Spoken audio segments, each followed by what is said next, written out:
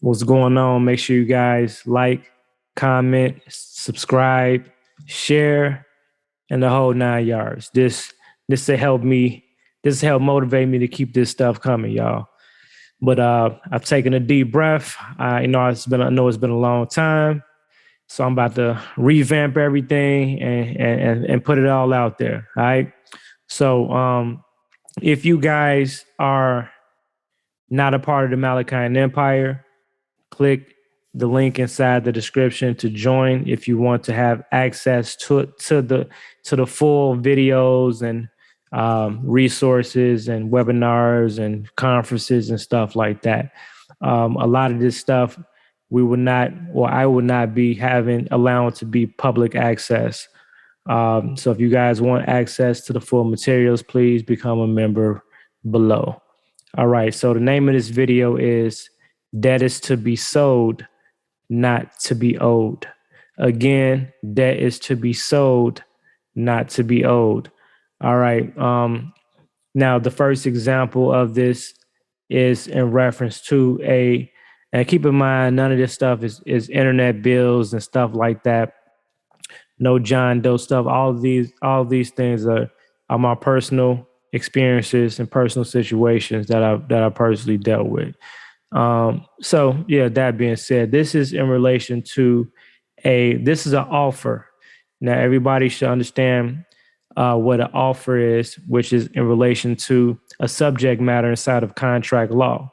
So in contract law, we deal with offering and acceptance, or offer and acceptance.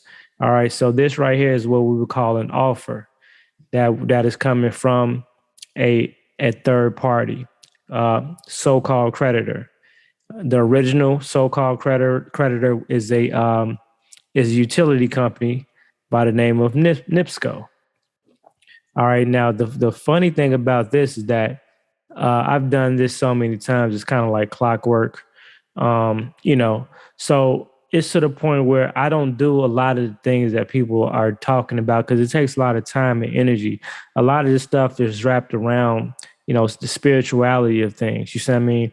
Part of the matrix of this stuff is to get you caught. Everything has always been about is to controlling your time. If they can control your time, they can control your energy.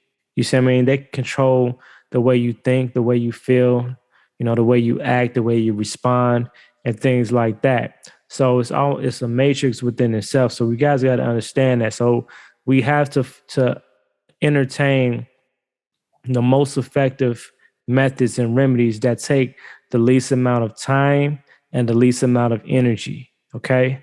I don't care how great it sounds. If it takes too much time and too much energy, especially depending on what type of issue and circumstance it is, these things need to be properly evaluated and executed accordingly. All right. So that being said, the method to my madness is real simple. Based on the laws of contract, XYZ contract law, I simply make sure I'm just positioned in a position that doesn't allow me to be easily contracted without my literal acceptance. So that being said, my main strategy is my initial position, which is correcting my address, making sure my legal address is not my home, making sure I have third parties contracted in place to receive mail. So if they are contracted to receive mail legally, they're also in return my legal agents. Them being my legal agents, they're also my legal representatives. They're also my legal agents that are there to be my third party to receive on my behalf, which removes me out of the initial position of receivership, meaning a creditor or so-called debt collector or contractor or offerer cannot contact or communicate or address me directly because I repositioned my piece on the board. right? In the commerce game of chess. All right. So this is very important. This is like, this stuff is kind of like, I'm kind of tired of repeating the importance of that. Like, and people just do not do it. I don't understand why, and they don't get why the things that they're trying to do not work. They just do not understand the importance and the power in that. You know, your first initial and number one area of status correction is correcting your address. I keep saying this over and over and over again. And you know what? I'm going to keep on saying it over and over again. If you still have mail coming to your house, if your legal address is still your home, you are going to lose every time, or you're going to work 10 times harder than you need to deal with these issues, which means they still control and own your life, your time, your mind, your body, your spirit. All right, which still defeats the whole purpose of us getting into this stuff. All right, so point being, the reason why NIPSCO sells my debt or my straw man's debt so quickly is because they know I'm not in a position to be liable for said debt. I'm not in the position for them to hold me liable for said debt. Now, I know people might ask me some questions or whatever in the comments, because I know somebody heard me say this is a utility bill. So can we use this to pay our monthly bills?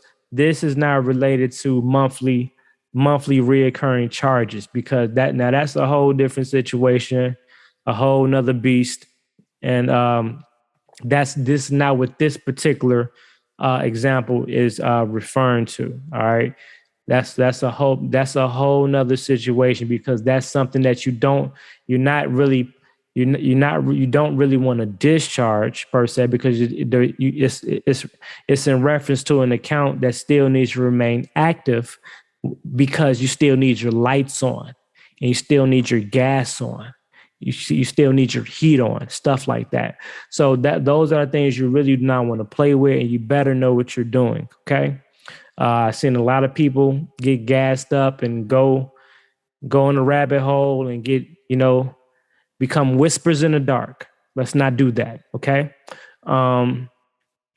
So now in these situations that I'm talking about is situations where I've moved from one place to the other, right? So typically you'll have an account balance. So if I leave from one location to the next, I have a balance. Like in this case, I had a balance of $550 and 81 cents. So what they want you to do, of course, is to balance out, to zero out this balance, and then before you reactivate a new account at your new address or whatever. But this system has worked so great for me. I've never had to pay these balances in cash, because I guess once they do whatever type of research, or however they evaluate me on their end, they pretty much say, hey, we can't, let's just go ahead. The whole name of the game is to position the so-called creditors, to put them in a position where they can't hold you liable. So it becomes in their best interest to sell the debt, and to sell the debt as quickly as possible. So the quicker they sell it, the quicker they can monetize. The longer they hold it, the more because the older a debt gets, the harder it is to sell the debt, for one, because some debt can become unretrievable. You see what I mean?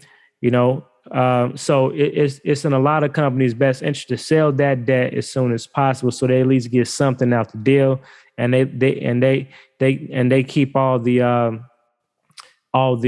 debt collecting and harassment to your infamous third party debt collectors. You know what I'm saying? Which is what they eat, sleep, and and shit to do. You know what I'm saying? So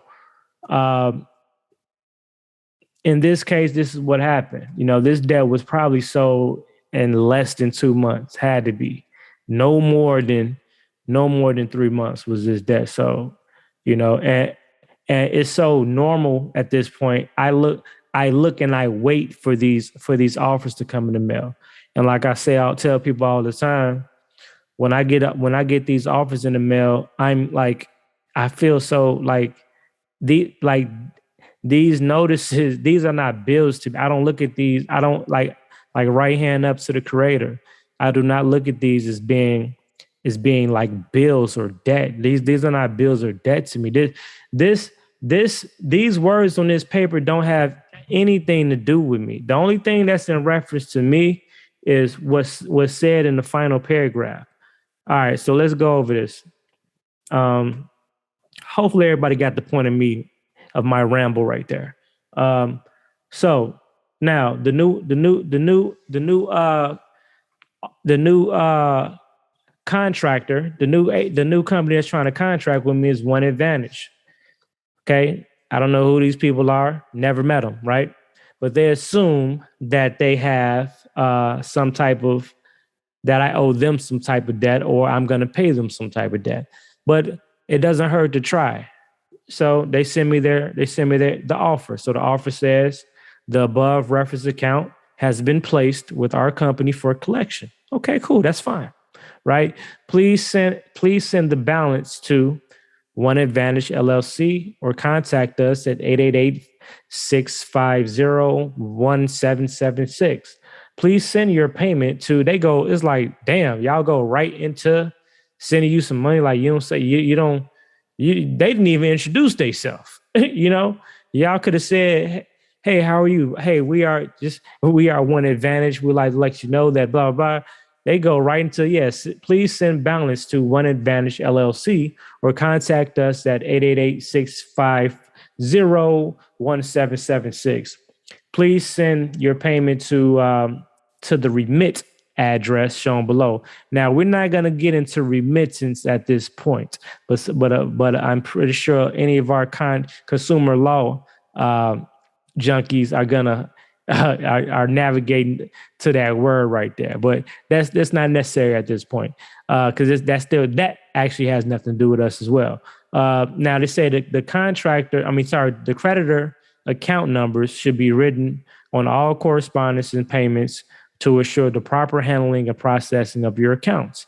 Please call our office at 888 blase blah blase blah. Office hours sent. So they telling me is like, basically, hey, we got your account. You owe this. Send the money here. Yeah, okay. All of this is voluntary, right? And then they say, for online payment options, please go to blah, blah, blah. Now, this is another trick that you guys need to understand. All right.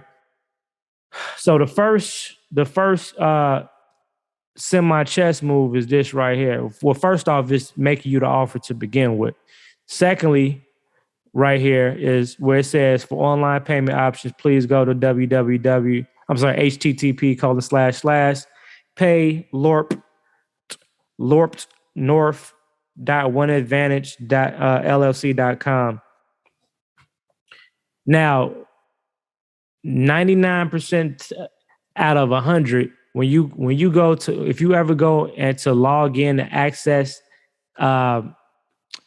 these so-called accounts through these web addresses, through these third-party debt collectors or contractors, that automatically, because you have to register for that account in order to gain access to it, right? But they sell it to you as if like, yeah, to access your account, go XYZ, or to check the status of your account, please go to this website. You see what I mean? So we fall for that trick too. We go because a lot of us are scared to call these people and stuff like that. So we'll fall for the link and go to the website to avoid confrontation from person to person. So by you registering